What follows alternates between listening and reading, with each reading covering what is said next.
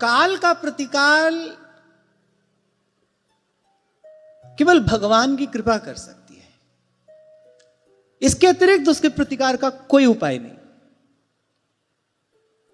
इसलिए व्यर्थ के कार्यों में, व्यर्थ की वृत्तियों में, व्यर्थ के चिंतन में अपनी शक्ति का अपव्यय न करिए, और जहां है जैसे हैं वहीं से सर्वशक्तिमान सर्वेश्वर भगवान के श्री चरणारविंद का आश्रय ग्रहण करिए, भगवान की शरण में चले जाइए। श्रीमद् भागवत में जो भी कहा गया है वो सब कहने का प्रयोजन केवल एक ही है कि जीव अन्याश्रय छोड़कर प्रभु के आश्रित हो जाए, नाम के आश्रित हो जाए, भगवान की लीला कथा के आश्रित हो जाए, भगवत धाम के आश्रित हो जाए, जीव भगवान के नाम रूप लीला धाम के आश्रित हो जाए। यही एकमात्र प्रयोजन है सब कहने का, और यही इसका एकमात्र सुफल है, यही एकमात्र प्रसाद है। सब कहने के बाद देखिए, आप श्रीमद् भगवत गीता देखिए, सब कहने सुनने के बाद अंतिम बात क्या हाथ आई? सर्वधर्मान परित्यज्य माम एकम शरणम व्रज। सब कहा भगवान ने, फिर अंत में कहा अच्छा छोड़, सब बात छोड़ और बस तू मेरी शरण में आ जा, डर मत। भगवान घोषणा पूर्वक कह रहे मैं करूंगा तुझे सब पापों से मुक्त कर दूंगा, अहम त्वा सर्व पापेभ्यो मोक्षयिष्यामि। और जो भगवान ने कहा ना मां शुच, डर मत, ये ईश्वर की घोषणा है। अंतिम बात क्या है? शरणागति। मदन गोपाल शरण तेरी आए, मदन गोपाल शरण तेरी आए। सब कहने के बाद गोस्वामी जी अंत में क्या कह रहे हैं? मोसम दीन न दीन हित तुम समान रघुबीर, अस विचारि रघुवंश मणि हरहु विषम भवभीर, हरहु विषम भवभीर। श्रवण सुजस सुनि आय हूं प्रभु भंजन भवभीर, त्राहि त्राहि आरत हरण शरण सुखद रघुबीर। अंतिम बात यही है भाई। और कल भी आपसे मैंने निवेदन किया था, कहीं भी जाओगे, ज्ञान के द्वार पर जाओगे, कर्म के द्वार पर जाओगे, वहां कोई है जो पूछेगा कौन हो, कहां से आए हो, क्या योग्यता है, क्या पात्रता है। भगवान के द्वार पर जाओ, कोई नहीं पूछेगा कि भाई कौन हो, कहां से आए हो, क्या योग्यता है, क्या पात्रता है, कोई नहीं पूछ रहा है वहां पर। तो यह दरबार दीन को आदर, एक भगवान का ही दरबार है भाई, जहां दीन का आदर होता है। कहीं नहीं होता है संसार में, कहीं किसी सभा में चले जाओ दीन का आदर नहीं होता है। दीन का आदर केवल भगवान करते हैं, दीन का आदर दीनानाथ करते हैं, कोई नहीं करता है, हम तुम कोई नहीं करता है। संसार तो गुण का आदर करता है, संसार पद का आदर करता है, संसार प्रतिष्ठा का आदर करता है, और संसार में कहने सुनने वाले सब है, मैं भी, आप भी, हम सब। और मैं तो कहता हूं आज का दृश्य देखो तो किसी का आदर नहीं है। आज तो संसार केवल धन का आदर करता है, धन का आदर है, पद का आदर है, प्रतिष्ठा का आदर है। सेवक जी महाराज कह रहे गुण मानी संसार, दीन का आदर कौन करता है?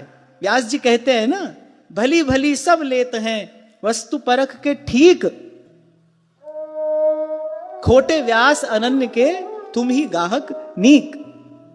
दीन का आदर दीनानाथ करते हैं, भगवान करते हैं दीन का आदर। कोई नहीं पूछेगा वहां पर क्या योग्यता है, क्या पात्रता है। अरे वो तो कह रहे कोटि विप्र बध लाग ही जाऊ, आए शरण तजमू नहीं ताऊ। बड़ी बात गोस्वामी जी ने कही है। एक और गोस्वामी जी मानस में कहते हैं कि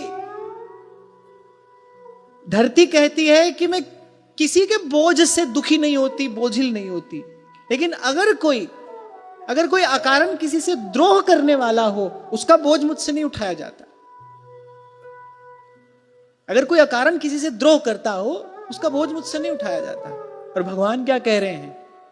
कह रहे विश्व द्रोह कृत अघ जेहि लागा, यहां एक और बात ध्यान से सुन लेना और गांठ बांध लेना। ये जो हम अकारण ही किसी से बैर बांध कर बैठ जाते हैं, उसके अहित का चिंतन करते हैं, उसके जैसा कोई दूसरा पाप नहीं है। पर पीड़ा सम नहीं अधमाई। इसलिए आपसे बार बार कहा जाता है सबका हित ना कर सकें कोई बात नहीं, पर किसी का अहित हमारे द्वारा नहीं होना चाहिए, चिंतन भी नहीं होना चाहिए। हो जाए तो दौड़ कर जाइए भगवान की शरण में। जैसे शूकर से छू जाने पर दौड़ कर जाकर कोई स्नान करता है, किसी अवांछित किसी अपवित्र वस्तु से छू जाने पर जैसे कोई स्नान करता है, ऐसे ही मन में अगर किसी के अहित का भाव आ जाए दौड़ कर जाइए भगवान के चरणों में बैठकर कुछ नाम जप करिए, गुरुजनों की वाणी का चिंतन करिए, गुरु चरणों की रज मस्तक पर धारण करिए। बड़ा पाप है ये, इससे बड़ा पाप नहीं है अकारण ही किसी का अहित चिंतन करना। पता नहीं कब तक के लिए कांटा बो लेते हैं हम ऐसा करके। पर भगवान क्या कह रहे हैं, गोस्वामी जी कह रहे हैं मानस में, विश्वद्रोह कृत अघ जेहि लागा, शरण गए प्रभुताहि न त्यागा, शरण गए। भगवान त्याग नहीं करते। विश्वद्रोह कृत अघ जेहि लागा। इसीलिए मेरे गोस्वामी जी कहते हैं, आहा अस प्रभु दीन बंधु हरि, कारण रहित कृपा, तुलसीदास सठताहि भज, छाड़ जगत जंजाल, छाड़ जगत जंजाल। शरणागति शरणागति शरणागति। त्रिकाल में यही एकमात्र उपाय है जीव के कल्याण का। नाम का आश्रय, लीला कथा का आश्रय, भगवान के धाम का आश्रय। तो मैं कहूंगा इन सब से भी बड़ा भगवान के प्यारे भक्तों का आश्रय, भगवान के प्यारे संतों का आश्रय। गह भक्तन पद ओट, हरि कृपालु सब पाछली, क्षमी है तेरी खोट।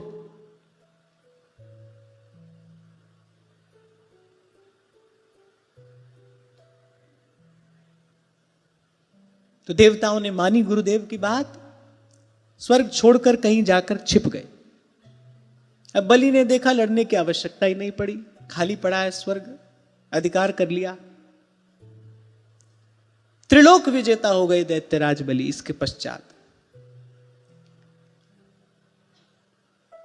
अब त्रिलोक विजेता हो जाने के पश्चात क्या हुआ, जिनकी सेवा में थे दैत्यराज बलि, शुक्राचार्य और भृगुवंशी ब्राह्मण, उन्होंने कहा कि अब इसके हाथ में प्रभुता आ गई है और प्रभुता पाए काय मदनाई। तो दैत्यराज बलि के हित का विचार करते हुए क्या किया, 100 अश्वमेध यज्ञ कराने का संकल्प कराया। बड़ा सूक्ष्म सा सूत्र यहां से प्राप्त होता है। संपत्ति प्रतिष्ठा प्राप्त हो ना, सेवा में लग जाइए, नहीं तो धन के रूप में, प्रभुता के रूप में, ऐश्वर्य के रूप में जो भी शक्ति आपको प्राप्त हुई है वो आपको मदांध करके आपका पतन करा देगी। लेकिन ऐसा संभव कब हो पाता है, ऐसा संभव किसके जीवन में हो पाता है, जो संतों गुरुजनों की सेवा में होता है, जो गुरु की आज्ञा में होगा वही ऐसा कर पाएगा। नहीं तो होता क्या है, व्यक्ति प्रभुता पाता है, धन पाता है, मदांध हो जाता है, वो करता है जो नहीं करना चाहिए, अपना पतन करा लेता है। खूब देखने को मिलता है, जहां देखो वहीं यही देखने को मिलता है। कौन बच पाता है, जो गुरु की आज्ञा में है, जो गुरु की सेवा में है। अब बलि गुरु की सेवा में थे, जो शक्ति प्राप्त हुई वो भी गुरु की सेवा का ही प्रताप था। गुरु की सेवा में थे, गुरु की आज्ञा में थे, भूले नहीं थे कि मैं तो मर ही गया था, गुरुदेव ने मृत संजीवनी का प्रयोग करके मुझे जीवन दान दिया है, ये जीवन मेरा नहीं है गुरुदेव का है। भूले नहीं थे बलि। स्वर्ग विजेता होकर भी, त्रिलोक विजेता होकर भी रहे गुरु की सेवा में ही, रहे गुरु की आज्ञा में ही। कृपा पात्र सोई जानिए आज्ञावर्ती हुए। अब गुरुदेव ने देखा भाई अब इसको ये सब प्राप्त हो गया है तो इसका मार्ग फिसलन भरा हो गया है, इस मार्ग पर फिसलने का बहुत भय है, इस मार्ग पर पतन हो जाता है, पथच्युत हो जाता है जीव। तो उन्होंने कहा कि भाई इसको सेवा में लगा दो, इसके पास जो साधन है, इसके पास जो संपत्ति है, उसका सदुपयोग होना चाहिए, उस सेवा में लगे। ये नहीं हो पाता है। मैंने खूब देखा, अपने जीवन में भी देखा और आसपास भी देखने में ये बात आती है। जब तक साधन नहीं होता है तब तक तो व्यक्ति को लगता है साधन मिल जाए खूब सेवा करेंगे, भगवान कृपा करते हैं, साधन देते हैं तो धन तो होता है, लेकिन उसके बाद भाव नहीं रहता है। वही कर पाता है जिसके जीवन में संत होगा, सत्संग होगा, इसके जीवन में विवेक होगा। जहां से आज हमने चर्चा आरंभ की कि कोई कारण नहीं है अपने आप को श्रेष्ठ समझने का, अपने आप को श्रेष्ठ जानने का, क्योंकि भाई समय है। आप अच्छे नहीं है, समय अच्छा है। आप श्रेष्ठ नहीं है, समय आपके अनुकूल है। यही समय जब प्रतिकूल हो जाएगा, आप ही होंगे, जीवन का रंग, आपका ढंग कुछ और हो जाएगा। समय है, काल भगवान है, प्रभु हैं, आप नहीं है। सीखना चाहिए। कैसा महत् कार्य श्री हनुमान जी करके आए, कल्पना से भी बाहर है। शत्रु के घर में जाकर विध्वंस करके आ गए श्री हनुमान जी। और वो शत्रु भी कैसा है, त्रिलोक विजेता रावण, वेद पढ़े विधि शंभु से भीत पुजावन, रावण के घर आवे, ऐसा रावण है। आदेश देता है सब ग्रहों को, इस समय मेरी कुंडली के इस घर में जाकर बैठ जाना है तुमको। काल को अपने सिंहासन के पाए से बांध कर रखने वाला, उसको अपनी पाद पीठ बनाकर बैठने वाला रावण, हनुमान जी गए, विध्वंस करके आ गए। रावण को चिंता में डाल के आ गए श्री हनुमान जी। पर थोड़ा सा धन्यवाद देना चाहा जब श्री रघुनाथ जी ने त्राही त्राही कर पड़े, चरण परे प्रेमाकुल त्राही त्राही भगवंत, नाथ न कछु मोरी प्रभुताई, सो सब तब प्रताप रघुराई, सो सब तब प्रताप रघुराई। आप देखो कितना उछला पात्र है हमारा, छिछला। थोड़ी सी वस्तु मिले, धन मिल जाए, पद मिल जाए, दो चार लोग प्रशंसा करने लग जाएं, हमको लगता है अरे हमारे जैसा कोई है ही नहीं। हम नहीं है भाई, भगवान है। इस सबके पीछे, इसके मूल में प्रभु हैं, उनकी अनुकूलता है, उनकी प्रसन्नता है। इसको प्रसाद मानकर शिरोधार्य करना चाहिए। ये सब वस्तु मिले, सेवा करिए, सदुपयोग करिए और चिंता मत करिए, घटेगा नहीं, घटेगा नहीं। मैं तो कहता हूं सुरक्षित रखने का उपाय ही यही है। तिजोरी में धन सुरक्षित नहीं रखा जाता, पुण्य में जब निवेश किया जाता है उसका, तब वो देवताओं के यहां सुरक्षित रहता है। आपकी तिजोरी को तो कोई भी तोड़ देगा, कोई भी चुरा लेगा, लेकिन जब आप पुण्य करते हैं ना, तब आपका वो साधन देवताओं के यहां सुरक्षित रहता है, तब उसकी रक्षा देवता करते हैं। समय आने पर आपको प्राप्त होगा। मति सुधरी रहेगी, बिगड़ेगी नहीं, सुमति रहेगी।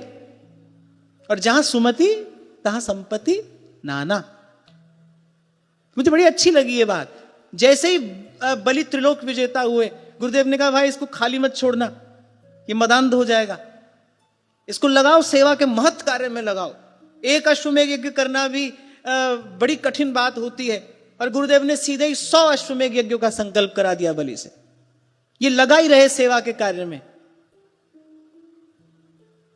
ये लगा ही रहे, इसी चिंतन में लगा रहे, इसकी वृत्ति सेवा की ओर ही प्रवाहित होती रहे, दूसरा कार्य इसके हाथ में हो ही नहीं। हमारे बाबा कहा करते थे ये बात, सेवा का एक कार्य पूरा हो जाए, पूरा होते होते ही दूसरे कार्य का संकल्प कर लेना चाहिए।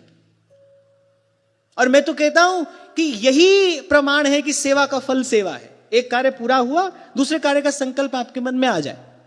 बहुत बरस पहले की घटना है, राधाष्टमी का समय था और हम कुछ लोगों ने मिलकर, ऐसी मन का भाव था तो ऐसे हम कुछ लोगों ने मिलकर श्री जी के नूपुर की सेवा श्री जी के चरणों में निवेदन की। बहुत छोटी सी ऐसी भावना थी, श्री जी ने कृपा करके स्वीकार किया। श्रृंगार में नूपुर धारण होना था। हम मंगला का दर्शन करने गए, उस समय ऐसी भीड़ भाड़ नहीं रहती थी, 13-14 बरस पहले की बात आपसे बता रहा हूं मैं।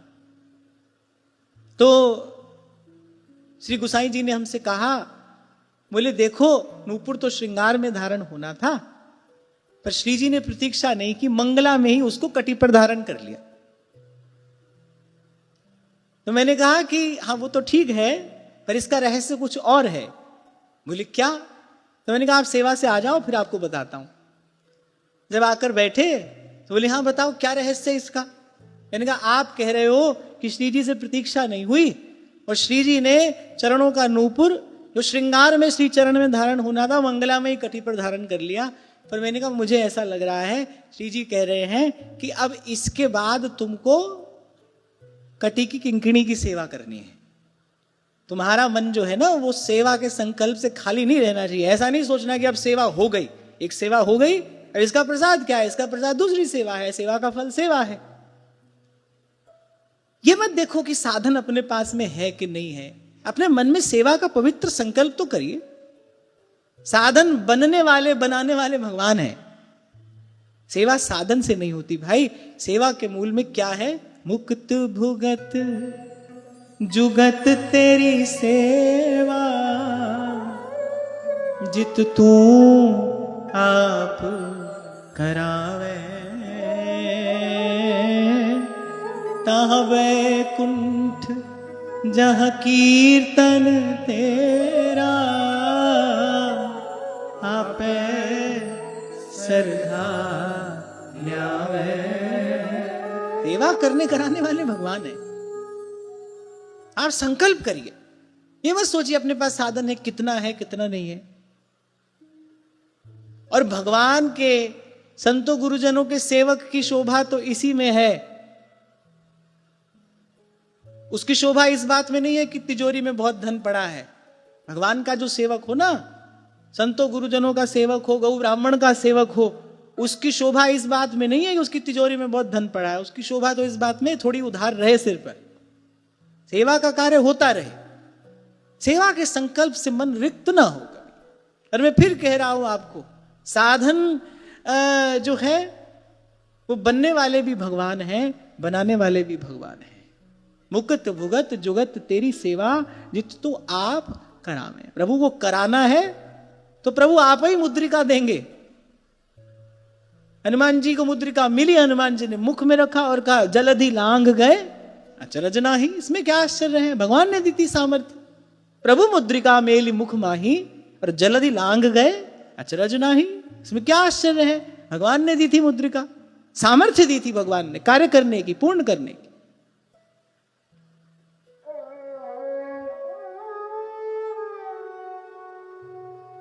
महाराज श्री का आपको आज सबको दर्शन हो रहा है। ऐसे महाराज श्री के विषय में बात कह रहा हूं, महाराज श्री के मुख पर ही कह रहा हूं, नहीं कहनी चाहिए फिर भी कह रहा हूं कि आपकी गांठ में तो कुछ होता नहीं कभी, पर जब आप साधु सेवा करते हैं तो बड़े बड़े लोग चकित हो जाते हैं।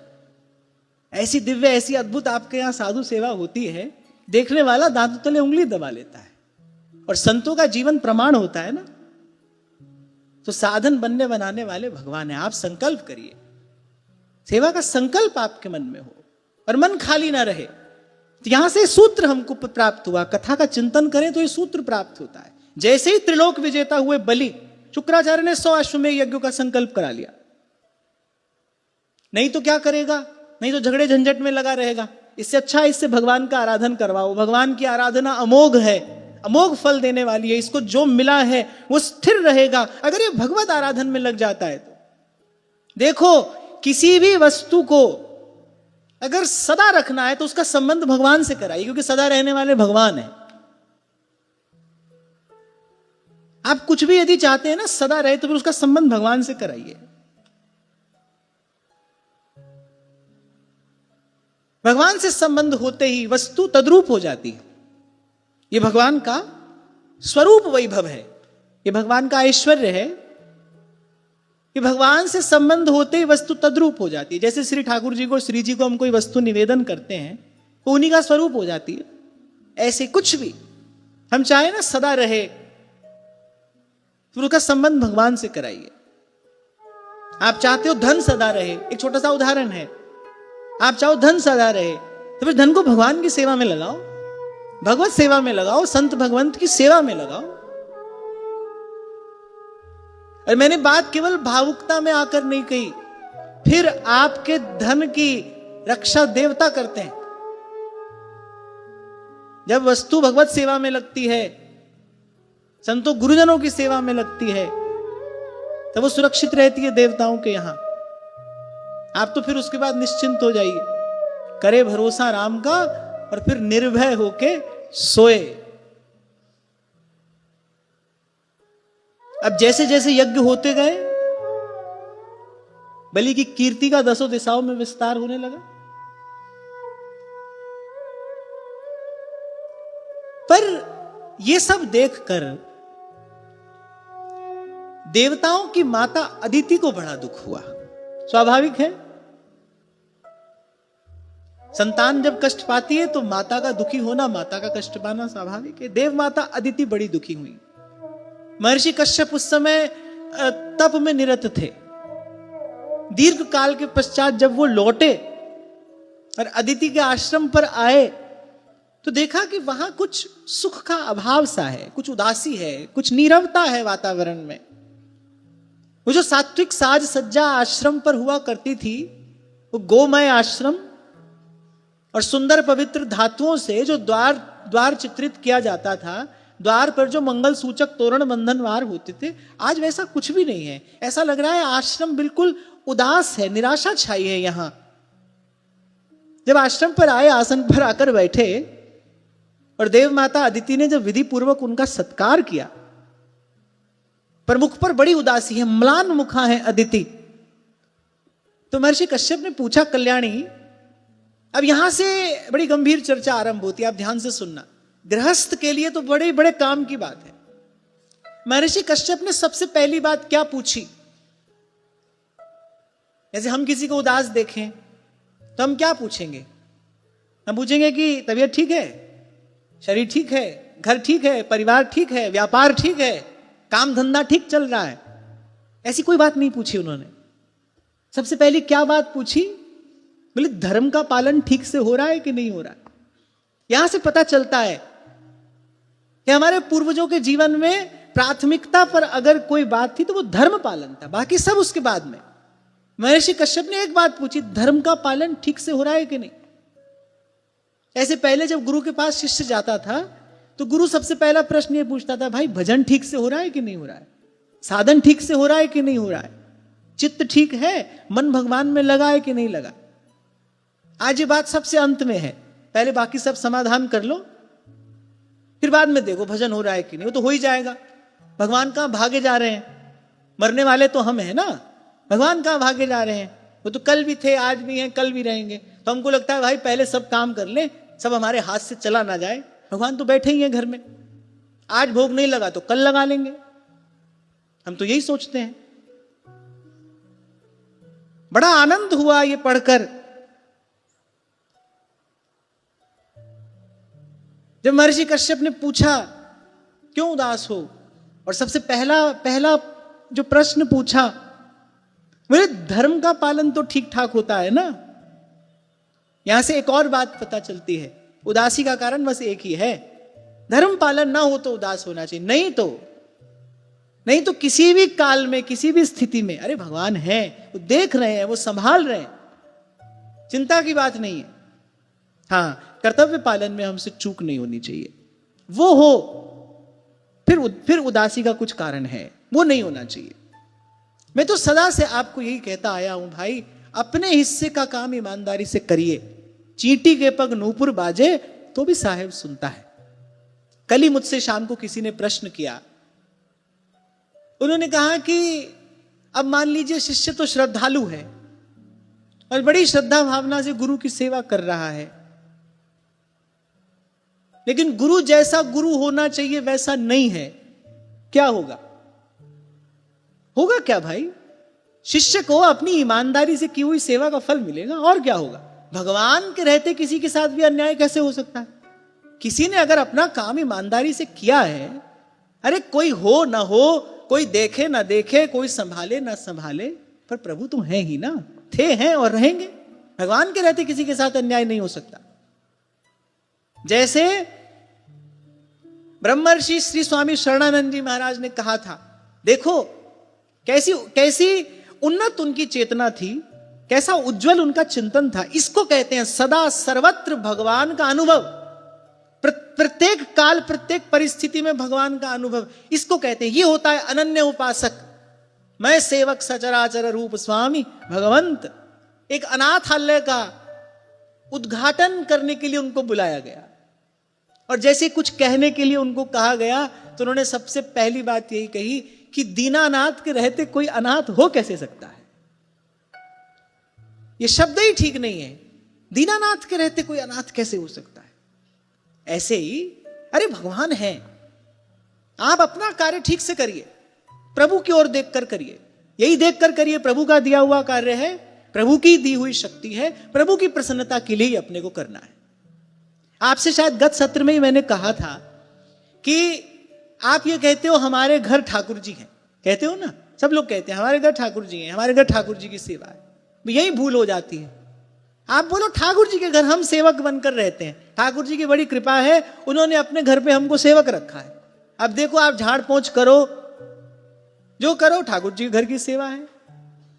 आपका कर्म ही पूजा बन गया। अब आपका कर्म ही पूजा का पुष्प बन गया। नहीं तो भाई ऐसे तो सदा कैसे भगवान में मन लगेगा। सदा मंदिर में नहीं बैठ सकते, सदा माला लेकर नहीं बैठ सकते। सदा भगवान का भजन करना है तो फिर यही उपाय है। मैं हूं श्री भगवान का, मेरे श्री भगवान, सब कुछ प्रभु का है। मेरे घर ठाकुर जी नहीं है, मैं अपने घर ठाकुर जी को पधराकर ठाकुर जी की सेवा करता हूं, ऐसा नहीं। ठाकुर जी ने अपने घर में मुझे सेवक रखा है। जैसे किसी बड़े उदार व्यक्ति के यहां नौकरी मिल जाए ना, सेवक बड़ा प्रसन्न होता है।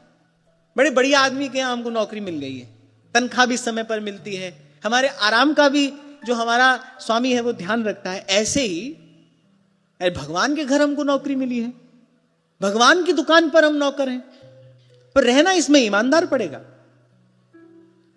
भगवान के घर के नौकर हैं, दुकान मेरी नहीं है, भगवान की दुकान है। भगवान ने अपनी दुकान पर मुझे मुनीम रखा है, मैं संभालता हूं भगवान का सब लेखा जोखा मैं संभालता हूं। श्री गोविंद देव जी जब जयपुर पधारे, उस दिन के बाद से वहां कोई राज सिंहासन पर नहीं बैठा। सिंहासन पर गोविंद देव जी विराजमान है, राजा गोविंद देव जी हैं। जो राजा होता, जब उस समय दरबार भी लगता था, तब राजा कहां बैठता था? सिंहासन के नीचे पादपीठ होती है, सिंहासन के नीचे चरण चौकी होती है, राजा चरण चौकी पर बैठता था, सिंहासन पर गोविंद देव जी विराजमान। उस समय की मुद्रा पर भी आप यही देखेंगे। मेवाड़ में आप चले जाइए, कब कोई अपने आप को राजा नहीं कहलाता, राजा एकलिंग जी हैं। मेवाड़ नाथ वही हैं, एकलिंग जी हैं। जो भी राजा है वो उनका सेवक है, वो उनका दीवान है। ऐसे घर मेरा नहीं है, ठाकुर जी का है, मुझे ठाकुर जी ने अपने घर में सेवक रखा है। कोई भाव से गाता था, मुझे इस समय वो पंक्तियां ठीक से याद नहीं आ रही। सबसे बढ़िया है सबसे खरी, आगे तेरे दरबार की नौकरी, सबसे बढ़िया है सबसे खरी, तेरे दरबार की नौकरी। और फिर ये जीव का सहज स्वरूप भी है, ये जीव का सहज स्वरूप है। जीव प्रभु का सेवक है, प्रभु स्वामी है। प्रभु जी तुम स्वामी हम दासा, प्रभु जी। और भरोसा करिए, जैसे ही आप इस भाव में स्थिर होंगे, आप देखो आप निर्भर हो जाओगे, आप निश्चिंत हो जाओगे। जैसे कोई अपने घर आकर चैन पाता है ना, ऐसे आपको चैन मिलेगा, आपकी चेतना को विश्राम मिलेगा, जैसे आप इस भाव में स्थिर हो जाएंगे। गतिमति जैसे इस भाव में स्थिर होगी। प्रभु जी तुम स्वामी हम दासा, प्रभु जी तुम स्वामी हम दासा, ऐसी भक्ति करे हृदयदासा।